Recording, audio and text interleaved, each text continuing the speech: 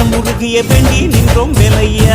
அழகு என்றாலே முருகன் தானையா, எங்க அழகு சுந்தரம் பார்த்து கேட்க அருள் புரிவாயா. சேவல் கொடியுடன் சிரிக்கும் முருகையா, எங்க வாழ்க்கையில வெற்றி பொங்க தருவாயா.